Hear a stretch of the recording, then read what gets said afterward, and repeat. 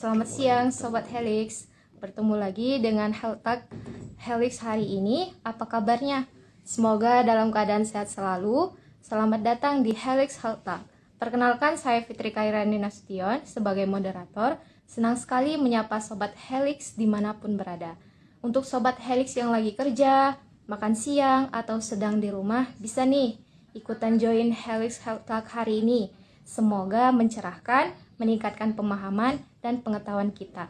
Hari ini Helix Health Talk mengangkat tema obesitas dan diabetes pada anak. Bersama dengan Dr. Muhammad Irhamsyah, spesialis patologi klinik Magister Kesehatan.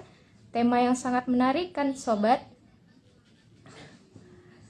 Obesitas atau kegemukan masih menjadi perbincangan bagi masyarakat. Bahkan di kalangan orang tua masih beranggapan bahwa anak yang kegemukan dipandang normal atau biasa saja. Para orang tua menganggap anak yang mengalami peningkatan berat badan hingga menjadi gemuk menganggap hal ini pertanda baik bagi tumbuh kembang anak. Padahal, obesitas atau kegemukan pada anak memiliki resiko penyakit kronis, salah satunya diabetes. Maka dari itu, Sobat Helix bakal tahu nih hari ini sebenarnya apa sih obesitas dan diabetes itu? Apakah benar anak yang mengalami obesitas dapat terkena diabetes? Apa saja sih penyebab anak rentan terkena obesitas dan diabetes? Dan apa obesitas dan diabetes pada anak dapat dicegah? Dan gimana pengobatannya? Untuk menjawab semua pertanyaan yang ada di benak kita undang dulu nih Dr. Irham terlebih dahulu. Oke? Selamat siang dokter. Salam kenal, saya Halo, Fitri. Dengarkan dokter yang Mbak suaranya. Fitri. Saya Kedengeran? moderator ini. Kedengeran Letak hari suaranya? ini, ya dengar dokter. Dengar ya? Ya, Letak hari ini temanya menarik nih dokter. Mengenai ya. obesitas dan diabetes pada anak. Ah, Jadi ya. perbincangan untuk saat ini. Hmm. Ya, ya, benar. Kita Ya, langsung mulai aja ya dokter. boleh, boleh. Sepertinya Sobat Harry sudah tidak sabar soal yang menunggu pemaparan dari dokter. Hmm. Sebenarnya dalam medis nih dokter, obesitas dan diabetes itu apa sih sebenarnya? Coba dijelaskan dokter. Ya, eh, ini masalah yang memang yang kita kadang nggak sadar ya. Awalnya kan memang kalau anak-anak makan banyak, tumbuh sehat, makan banyak, tumbuh gede ya kalau kita bilang.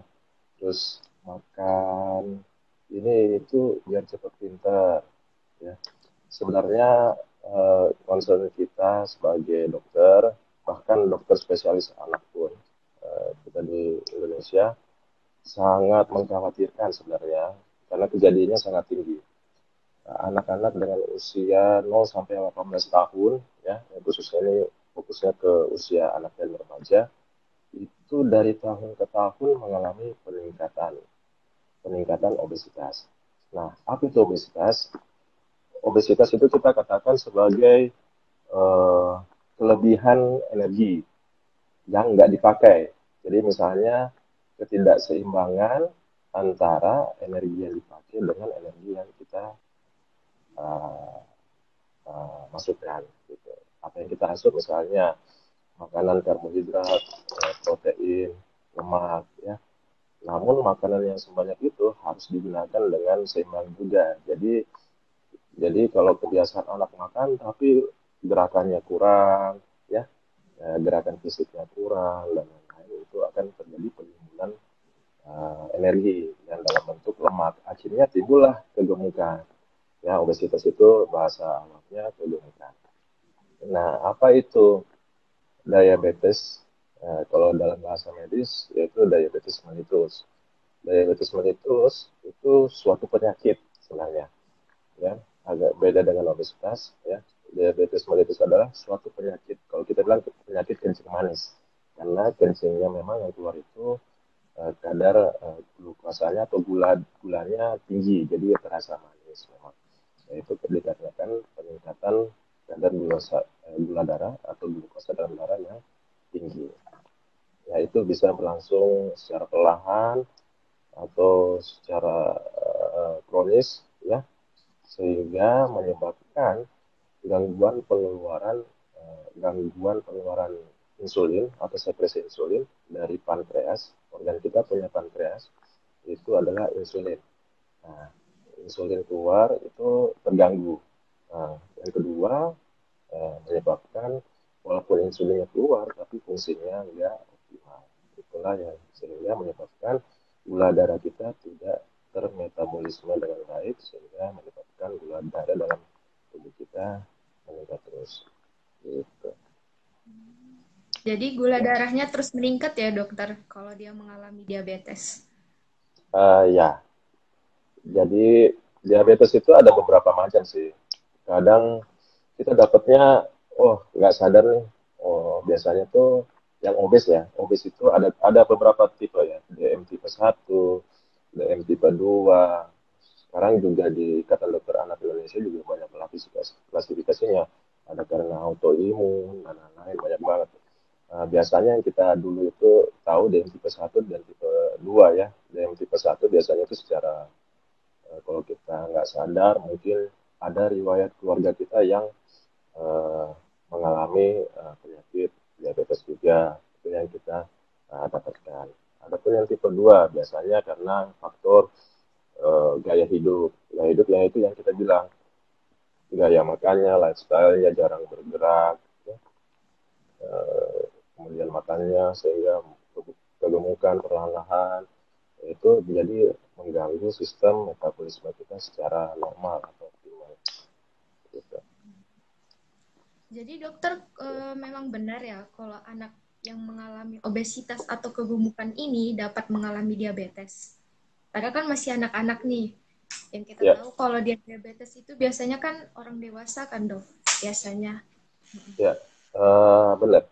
Jadi kalau kita lihat ini di riset kesehatan dasar ya di Indonesia itu sudah ada risetnya semua, terutama yang eh, DM tipe 2 misalnya dari umur 5 sampai 12 itu dari riset ya 2013 ya. Nah, nanti saya tunjukin yang 2000 terakhir 17 sampai 18 itu sebanyak 18% umur 5 sampai 12 tahun dengan kelebihan berat badan dan 10% yang obesitas. Jadi ada namanya tuh istilahnya kalau kita ukur status gizi ada kelebihan berat badan, overweight, di atasnya overweight lagi itu obesitas.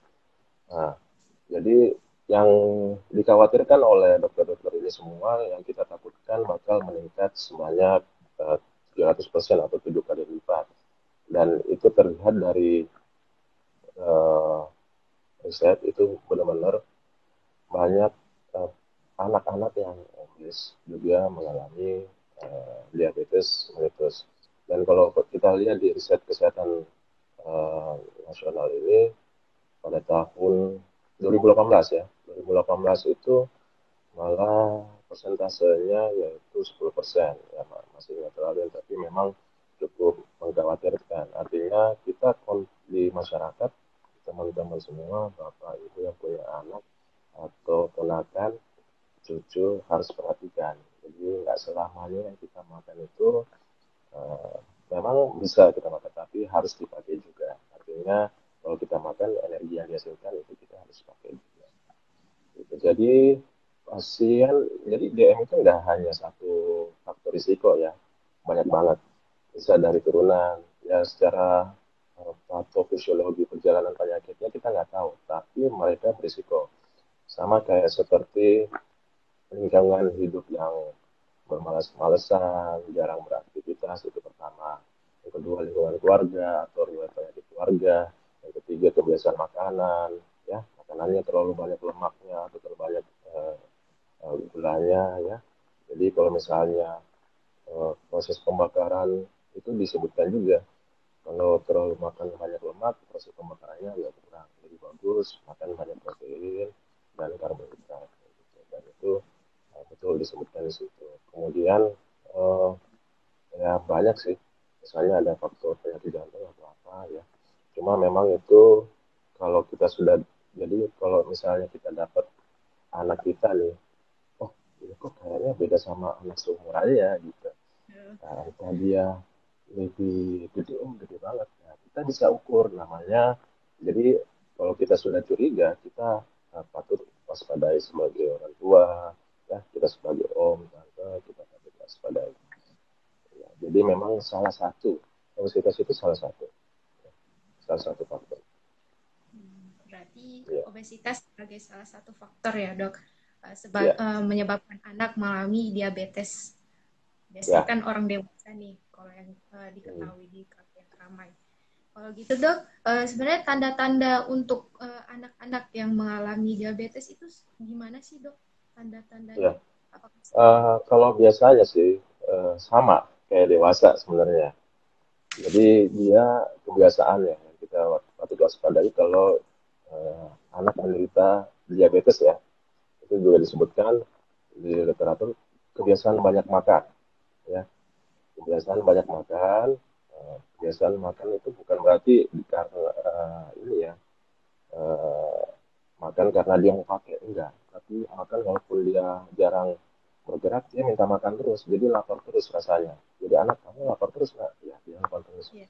Nah, kenapa dia lapar terus? Karena ini jumlah insulinnya itu tidak memadai, ya sehingga eh, gula darah itu tidak diolah menjadi energi. Nah, kemudian yang kedua banyak haus, dia terasa haus terus menerus. Nah, kemudian yang ketiga namanya poliuria, kalau bahasa medis itu kencing terus, kencing atau dia harusnya di umur dia nggak ngompol nih gitu, tapi dia ngompol. Nah, kayak gitu. Kemudian terjadi penurunan berat badan. Penurunan berat badan itu dalam waktu yang cepat 2 sampai 6 minggu sebelum kita diagnosis, oh ini kok dia makan normal atau apa kok tiba-tiba turun ya. Kemudian dari segi fisik misalnya gampang capek ya, gampang capek ya karena kenapa gampang capek? Ya, karena nggak ada energi. Kenapa nggak ada energi? Karena insulin tidak mengolah gula menjadi energi, makanya jadi capek ya. Jadi kayak gitu. Kenapa? Terus kemudian gampang emosinya juga labil juga, gampang marah, sensitif, gampang depresi, nggak periang, ya. Itu itu tanda-tandanya. Tapi yang kalau paling parah kalau memang dia DM dalam jangka waktu yang lama pasti akan terjadi sesuatu yang nggak normal juga, misalnya dehidrasi, shock misalnya, itu ya kayak gitu. Ya. Jadi sama Jadi seperti mirip-mirip lah pasien kayak orang tua, kayak kita yang ya, dewasa. Nah, ya. cuma kalau anak-anak kan biasanya lebih banyak periang ya. Makan, makan, oke. Makan senang, makan es krim, oke. Nah, tapi dari itu kita anggap sebagai faktor risiko. Kalau kita sudah anggap misalnya, beratnya kok bedanya sama yang seumuran. Kemudian ada juga namanya eh, akantosis nigricans. Akantosis nigricans itu kayak misalnya nih Mbak Fitri lihat kalau di orang yang agak anak-anaknya agak berlebihan berat badannya tuh di kulit kulit sininya tuh agak-agak apa, hitam itu ya, tembel hitam kayak gini tuh kalau searching di Google tuh banyak. Nah itu faktor risiko juga karena memang jaringan lemak yang di situ dia banyak banget. Nah yang hal lain misalnya kalau saya kan di bidangnya laboratorium. Kalau dari sisi klinis secara umum itu paling gampang kita dapat sebenarnya. Tapi kalau kita sudah curiga seperti itu, kita lanjut lagi periksa lab. Nah, periksa lab itu juga sangat membantu. Sama seperti orang dewasa, kita harus juga periksa lab. Kalau periksa lab ya tetap kita periksa glukosa darah suatu misalnya ya. Kalau di rumah ada prick test atau tes tusuk yang itu bisa daripada ke lab mungkin mau ini beli sendiri bisa, atau mau home service misalnya dari lab Helix bisa periksa itu gula darah suatu. Nah kalau gula darah suatu itu kapan aja bisa, bisa malam ya, bisa pagi siang, jadi nggak harus puasa. Jadi nggak harus puasa. Jadi misalnya anak susah puasa kan, anak-anak misalnya ya udah kita tusuk periksa, kita dapat oh itu begini misalnya lebih dari 200 desiliter, di situ angka 200, oh patut kita curigain. Nah, kita cek lagi yang lebih eh, serius lagi, misalnya kita harus puasa. Gitu. Kemudian cek lagi glukosanya 2 jam postprandial atau 2 jam pasca dikasih gula. Kemudian periksa lagi HbA1c nya bisa. Nah, kalau sampai ke situ, misalnya normal, ya berarti ada mungkin asupan gulanya, asupan makanannya terlalu banyak pada saat pemeriksaan glukosa darah suatu. Nah, kalau misalnya sudah terjadi, wah ini memang indikasi dia DM. Kalau dia DM, artinya kita harus periksa dari ujung ke ujung. Misalnya, ya semua terlibat lah, dari spesialis ini, spesialis anak, spesialis gizi. Nah, mulai dari situ kita harus fokus. Iya, ada lagi pertanyaan. Jadi tadi tanda-tandanya dia sering makan, banyak minum, dan Iya. buang air kecil, ya kan dokter? Jadi dok, kalau sebenarnya bisa nggak sih diabetes pada anak ini dicegah? Kan kasihan juga kan dok kalau anak-anak menderita diabetes. Gimana nih solusi dari dokter cara pencegahannya agar anak-anak terhindar dari diabetes? Ya. Jadi kalau eh, ada 3 timing sebenarnya yang kita takutkan kalau misalnya terjadi risiko diabetes ya. Yang pertama ada tiga timing gitu biasanya. Yang pertama pada fase sebelum melahirkan. Nah, kalau sebelum melahirkan berarti ibu kita kalau konsumsi itu ya pertama kan screening selalu ya. Ibu yang mau melahirkan screen terus dia aman nggak, ada risiko diabetes nggak, ada ini nggak, gulanya normal nggak, dan lain-lain. Nah, dari situ pencegahannya kita harus jaga selama ibu hamil ya, minggu 16 sampai 30 harus dijaga banget ya. Kemudian yang kedua umur 5 sampai 7 tahun. Umur 5 sampai 7 tahun itu kita katakan periode adiposity rebound ya. Periode adiposity rebound ini periode di mana masa prapuber sebelum puber ya. Jadi di masa ini di mana kalau kita kebiasaan makan konsumsi gemuk gemuk dari tahun ke tahun 2 sampai 3 tahun itu kan lama ya. Jadi enggak, kita nggak sadar nih untuk ternyata dia gemuk ya sesuai umurnya. Itu akan rebound. Artinya apa?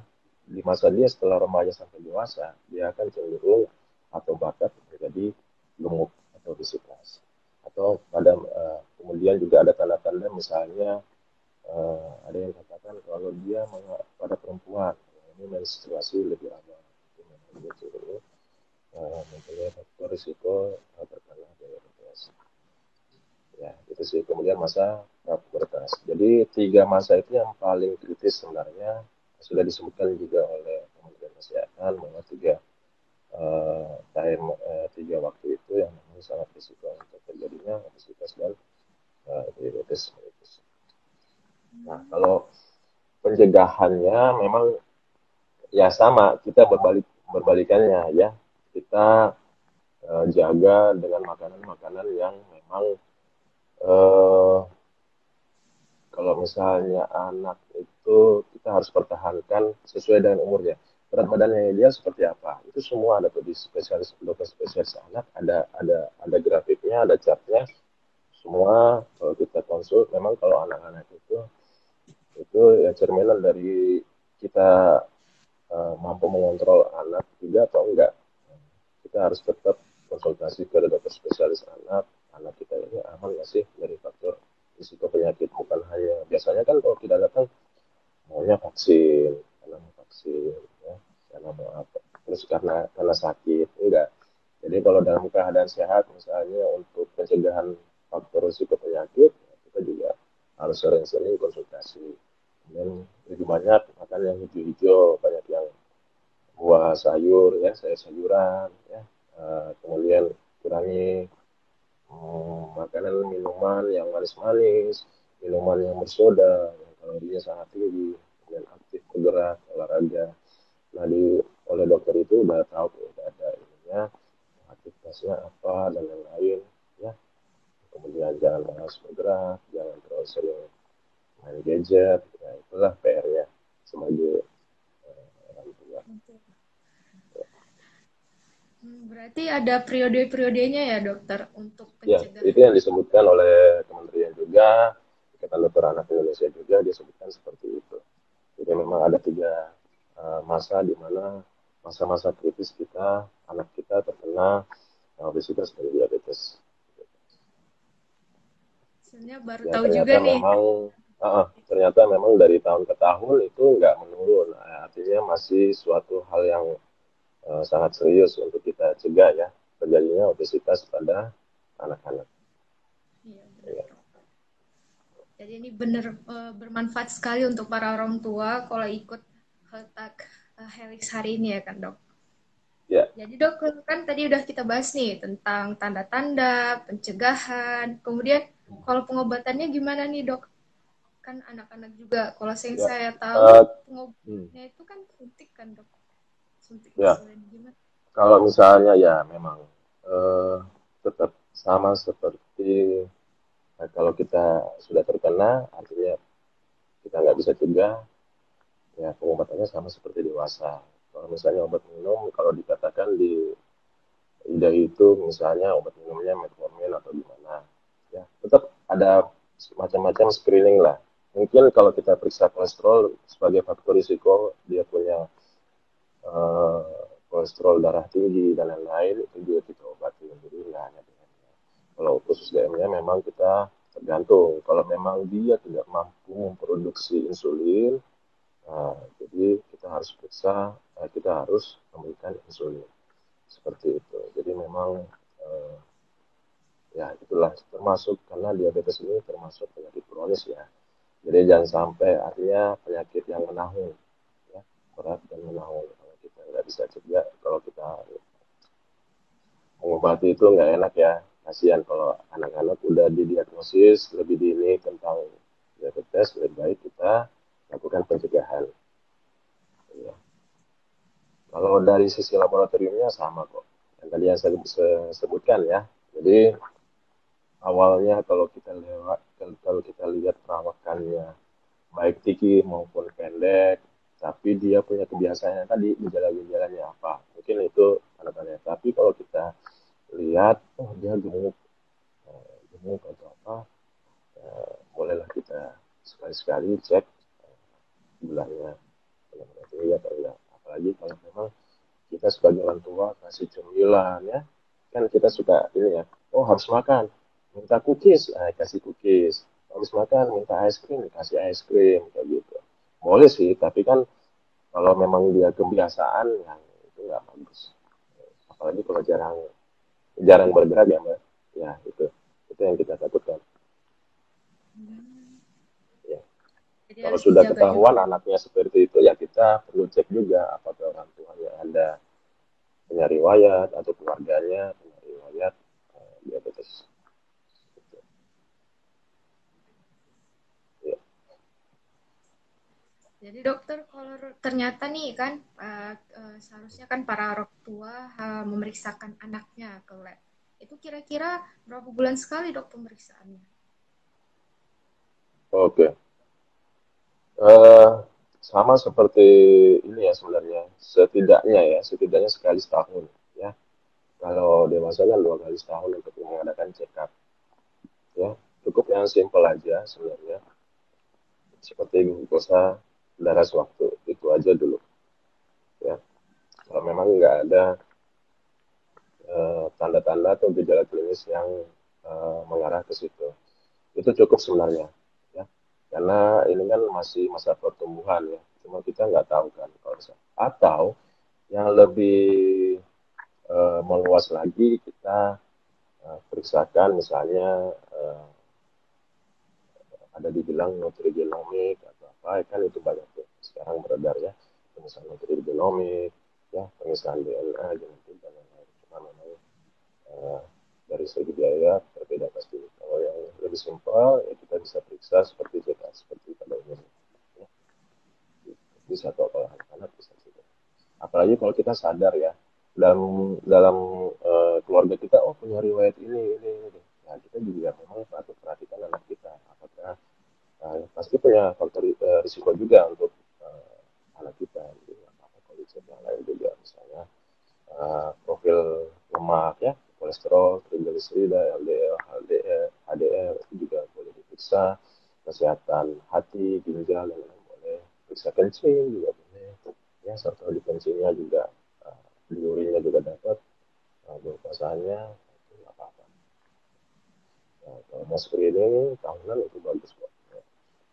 Tapi sebelumnya harus biasakan datang ke dokter konsultasi ya untuk pencegahan. Nanti dokter-dokter kita mengarahkan apakah perlu periksa atau tidak. Jadi dua kali setahun ya kan dok? Atau sekali setahun atau dua Ya, kali setahun? seenggaknya setahun kita cek lah ya. Iya. Apalagi kita misalnya bapaknya atau bapaknya yang doyan makan ngajak anaknya yang makan juga di luar atau gimana ya. Sekarang lagi longgar-longgarnya, misalnya sekolah juga udah tetap muka, nah, anak juga kita harus kontrol ya, saya kira itu. Iya. Jadi ternyata bisa ya dok, anak mengalami yang obesitas Bisa, dapat mengalami bisa, diabetes. bisa. Dan Mungkin itu sampai situ datanya aja jelas. pertanyaan Ya, saya terlalu panjang ada. ya. Soalnya bakal banyak nih pertanyaan dari yang nonton Haltak hari ini. Ya, Saya bacakan dulu pertanyaannya ya dok. ya. Ayo Sobat Helix yang mau bertanya silahkan.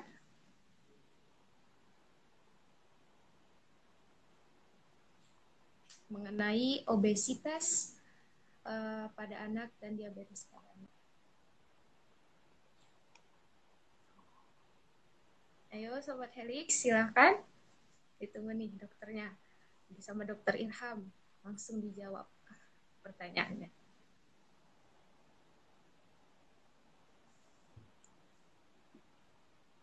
Mungkin lagi bingung nih nyiapin soalnya Ini ya dok. pertanyaan muncul di sini ya. Iya lagi Pertanyaan muncul di ini. Ya. di chatnya. Mungkin lagi bingung nih. Rupanya anak-anak bisa mengalami diabetes ya kan dok? Oh itu ada satu nih dok dari Nokam Novalve. Dok mau bertanya nih, saya sering ngantuk di jam pagi. Itu kenapa sih dok? Coba dokter Irham. Oke. Jadi mungkin harus jelas dulu ya. Mungkin ini dewasa kayaknya ya. Iya dok. Ya, yang ya kalau misalnya memang tanda-tanda kalau pada pasien yang risiko diabetes itu ada beberapa hal ya. Kita harus cek juga apakah dia kegemukan ya. Kalau kegemukan dia kalau kita lihat memang kalau faktor risiko diabetes ada yang sering ngantuk pada siang hari pada saat bekerja dia tiduran tiba-tiba dan lain-lain ya sering tambah merasa lelah sama yang seperti yang saya sebutkan tadi gejala-gejalanya gampang lelah dan lain-lain kemudian ditambah lagi dia gemuk dia punya kemampuan bernapas yang kurang maksimal sehingga oksigennya kurang juga ya itu hal yang biasa kalau ini mungkin yang bertanya ini orang dewasa ya. Iya Ya, dok. mungkin juga karena dia kecapean, tidurnya kurang, nggak cukup, ya 6 sampai 8 jam sehari, kelelahan dan lain. Jadi kalau ngocam ini cowok atau cewek, boleh cek, boleh konsul ke dokter, mungkin ada keluhan lain dan bagaimana itu bisa dijelaskan ke dokternya, kemudian pasti diarahkan.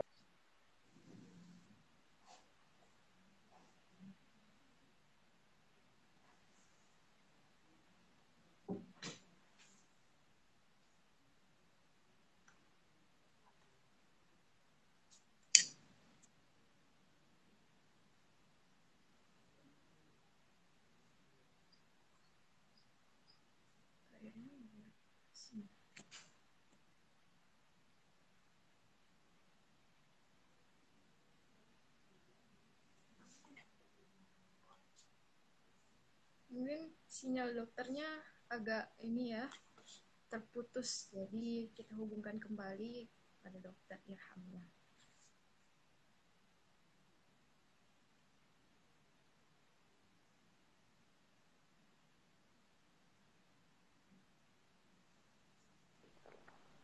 sorry. Muncul, udah muncul? Sudah Sorry, dok. sorry. Putus ya dok. Sorry. Ya, jadi ya dari YHWN 31. Ya, kalau misalnya ada tanda-tanda itu kalau yang saya sebutin tadi ya, banyak makan, banyak minum, sering nongkrong atau apa, lemas, capek, sering ngambek, ya boleh. Tapi kalau yang saya bilang, kalau memang kita lihat dari segi secara fisik ya, dari sisi fisik, ya kita patut curigai. Ya. Apalagi kalau kebiasaannya sering ngomel.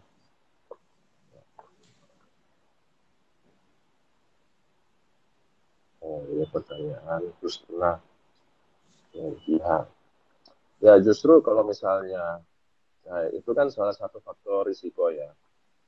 Jadi risiko-risiko itu banyak sebenarnya.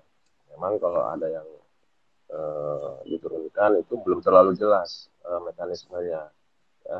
Yang jelas yang kalau dari segi genetik eh, mekanisme penyakitnya itu belum belum belum jelas. Tapi dari faktor risiko itu banyak berhubungan sebenarnya. Saya sebutkan tadi ya faktor risiko. Jadi kalau faktor risiko itu sangat berhubungan sekali dengan terjadinya penyakit diabetes. Saya kira itu Mbak Husna.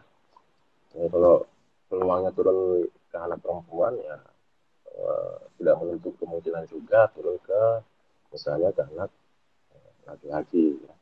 Itu berdasarkan distribusi data aja. Oh ternyata lebih banyak orang perempuan ya. Gitu. Ya, itu nggak harus. Jadi dua-duanya berpotensi untuk memang kejadian di anak-anak perempuan. Dan pertanyaan selanjutnya dok nih ada yang terlewat nih dari Oh, YHWN sorry. satu. Mau Oh, nanya udah. dok. Tadi udah jawab.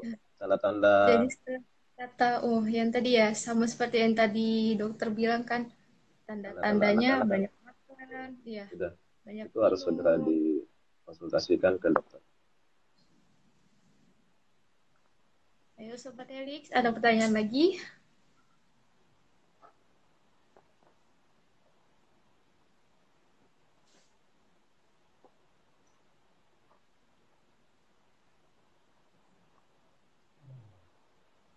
Apa yang mau ditanyakan Mbak Fitri?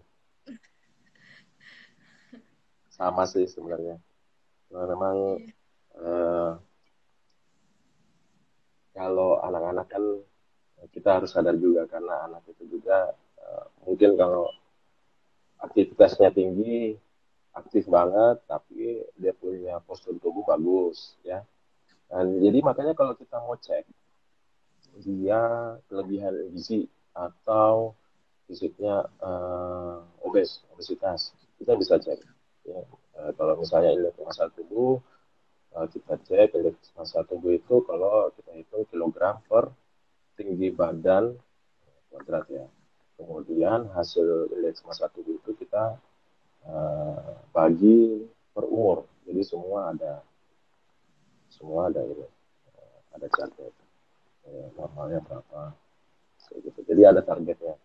Jadi kalau misalnya wah obesitas nih kita bisa turunkan sebenarnya. Turunkan perlahan mungkin setengah kilogram per minggu. Nah, di situ juga disebutkan itu setengah kilogram per minggu. Jadi nih dok, kalau ternyata nih anak-anak yang mengalami diabetes, tapi ternyata dia nggak mengalami obesitas dok. Jadi gimana tuh dok? Ada, ya itu juga. Hmm. Nah, jadi memang kalau kita sudah curigain seperti gejala-gejala itu, ya, jadi kan gejala-gejala itu banyak kan. Jadi kita segera langsung periksa laboratorium. Gitu. Ini ada lagi nih Ya dok sama. dari Sobat Is. Shanrai. Sandra, Sama ini. apakah Ya, dari diabetes Shanrai pada anak? memang komplikasi ya. Komplikasi sama. Iya. Ya, komplikasi sama. Komplikasinya itu yang kita takutkan. Kalau dok, kalau yang saya tahu ada nih yang katanya kan kalau pasien dewasa gangren ya dok.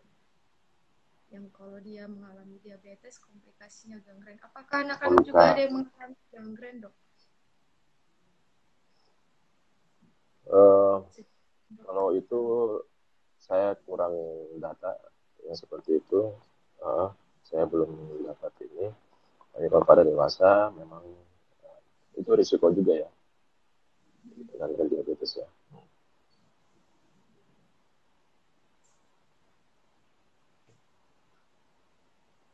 Ayo, Sobat Helix, ada pertanyaan lagi? Ini dok, ada dari Putri Anissa Purnama. Jika anak yang baru lahir memang sudah obesitas sekian dan dari pihak keluarganya memang punya riwayat obesitas dan diabetes. Jadi gimana cara hadapinya nih dok agar tidak mengikuti jejak riwayat penyakit keluarga? Berarti ini faktor keturunan ya dok, agar terhindar gitu. Jika anak baru lahir memang obesitas, tapi memang keluarga ada obes dan diabetes. Ya memang setiap yang anak baru lahir itu pasti dicek semua glukosa darahnya gimana, ya ini gimana. Oleh dokter anak pasti dicek dulu, ya. Karena keluarga atau ibu atau orang tua punya riwayat diabetes itu pasti dicek, ya. Nah, itu juga tugasnya dokter untuk melakukan pencegahan, ya. Jadi memang semua sudah dilakukan pasti kalau memang dari analisis ya proses pertanyaan dokter ke ibu hamil ini gimana, nanti setelah melahirkan anaknya juga akan di screening kok, ya. Setelah itu nanti akan diarahkan oleh dokter spesialis anak, iya. Tetap akan diperiksa laboratoriumnya, nanti bagian ahlinya oleh dokter ahli anak, itu spesialis anak akan melakukan tindak lanjut, ya. Pasti akan diarahkan, iya. Sudah banyak ya dok pertanyaannya yang sudah dokter jawab nih. Semoga Sobat Oh, ini Helix satu lagi meningkat pemahamannya. Oh iya dok, ada satu lagi nih dari pertanyaannya Shen. ini ya. Oke. Apakah organ pankreas pada anak yang mengalami diabetes bisa mengalami perbaikan jika dilakukan pengobatan rutin? Jadi gimana nih dok?